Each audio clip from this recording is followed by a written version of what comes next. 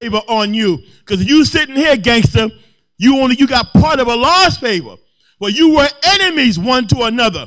But he joined your hearts together so that by his grace, the grace of Allah subhanahu wa ta'ala, you became brethren in the faith of Islam. And you were on the brink of a pit of fire. And he saved you from it. You were on the brink of going to hell. And he saved you from it. You were smelling like you was going to burn up, gangster. And so far, at least you're praying, he saved you from it. You may come with something on your scale if you don't blow it away. Especially those who want to kill other Muslims. Subhanallah. You ever heard of such a thing? How does a believer put in his mouth or his heart that he might kill another one who bears witness? There's no God but Allah.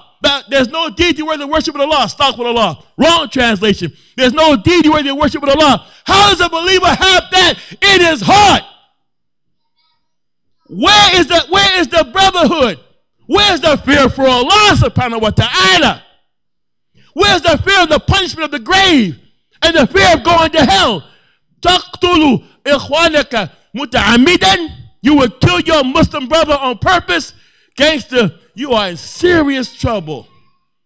Wherever you may be, you're in serious trouble. Serious trouble. But Allah makes his ayat clear that you might be guided. So the book says, فَأَصْبَحْتُمْ بِنِعْمَتِهِ إِخْوَانًا. You became brothers by the grace of Allah, by the ni'mah. Gangster, those of us who love Allah subhanahu wa ta'ala as best we can, and those of us who worship Allah as brothers, and we only worship Allah together because we know the other brother wants to love Allah subhanahu wa ta'ala, is doing it for his sake. Gangster, that is the root of our brotherhood. And there is not another root. There is nothing else.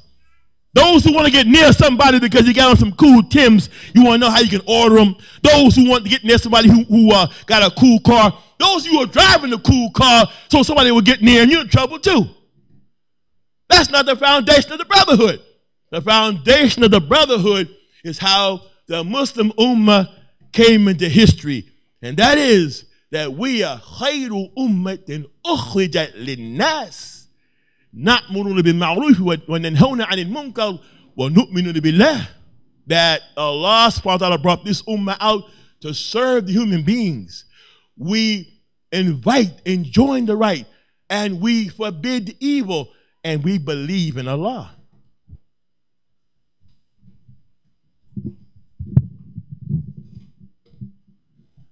Alhamdulillah Rabbil Alameen. Hamdan kathiran tayyiban mubarakan fi. وصلاة وسلام على نبينا محمد وعلى آله وصحبه أجمعين. So gangster, you might have had a bad upbringing. Maybe your dad was a gangster. Sometimes that happens. You know, rather than have the legacy of Islam, you grew up in a house where your father was a gangster. Or maybe your mom was a gangster. But you know what? Now Allah subhanahu wa ta'ala has blessed you if you accept this religion wholeheartedly, to come away from that and not to ever look back on that as ever any kind of positive energy whatsoever, because there is nothing positive. There's nothing positive about being locked up in jail as an enemy to peace and prosperity. There's nothing positive there by the law. Nothing positive, especially with those who want to keep going back like it's some kind of graceful period. You know what's in the lockup, Ibadallah. There's nothing graceful about it. There's no tazkiyah. It's do this and do that. Take them clothes off right now. Take them clothes off right now. Take them off. On the visit, take off them clothes. Come from the visit, take off them clothes. Shake down time, take off them clothes. Take them off. There's some honor there, Ibadallah. We need to tell this thing like it really is, so we don't get played. We don't let Shaitan play us. And from a point, we know what point we're going to purify ourselves from. We know what we want purity from. We know what we want purity from, And we before Allah subhanahu wa ta'ala, we would never want that ever in our life. Or even worse, the life of our children. Because this is such a thing where people accept this as being some kind of true culture where a man gives up his freedom for a few dollars, or gives his freedom up because he hasn't got the courage to kick a drug, or gives up his freedom because he's flim-flamming. La ibadallah. Need you. We need you out here. We need you.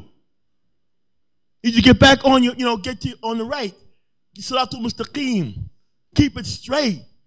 Need to study again. Need to get a hold of your kids. And we're going to keep saying that because having a hold of your wife and kids is a foundation of society. And you and I, we owe it to these people when I say it's our responsibility to show an example of what Islam is and not to show an example of criminality posing as Islam. That's not us. So if we're going to be brothers, understand the first step of our brotherhood is that we love each other. Fi sabilillah. That only because Allah subhanahu wa ta'ala is the creator, is the creator of the heavens and the earth, that we love each other. Reported by Ibn Abi Hatim in his tafsir, may Allah have mercy upon him, that Sadaqah came to Al-Medina.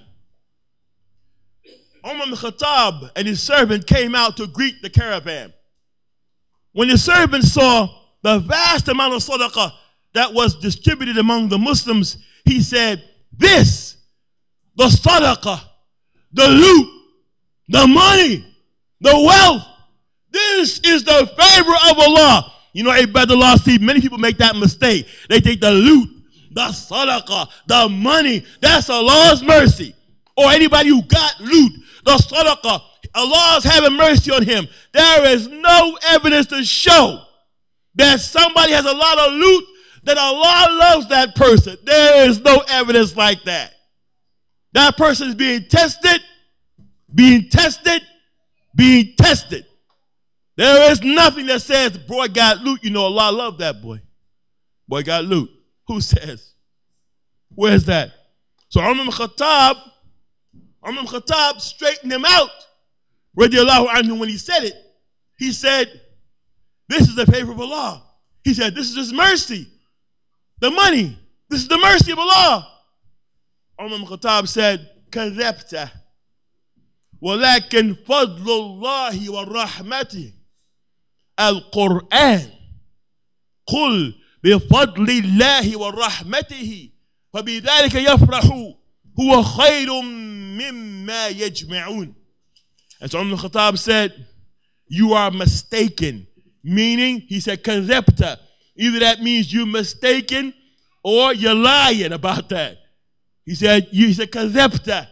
That's wrong. That's not the mercy of Allah. That's not the fadl of Allah. He said the Quran is the fadl of Allah. So, and then he read the verse to the boy. He said, is it by, say, bifadlillah, the kindness of Allah and his mercy, in that one should be happy. It is better than what they gather together, meaning the loot that they have gathered up. قال رسول الله صلى الله عليه وسلم إن الله جل جلاله يقول يوم القيامة أين متحبين بجلالتي يوم أظلمهم في ظلي يوم لا ظل إلا ظلي. Abu Hurairah radiallahu anhu said that the Messenger of Allah said that Allah will say, where are those, the day of judgment, where are those who have mutual love for the sake of my glory? Today I shall shelter them in my shade when there is no shade but my shade. Meaning, where are the people who form the bond of brotherhood and sisterhood for the sake of Allah and whose desires were for the sake of Allah? They did not come together for wealth or any other purpose connected to this world. Rather, they came together for Allah subhanahu wa ta'ala's sake. So gangster, Muslim gangster is an oxymoron. A word that means two words don't go together. Muslim and gangster, they don't go together. Muslim thug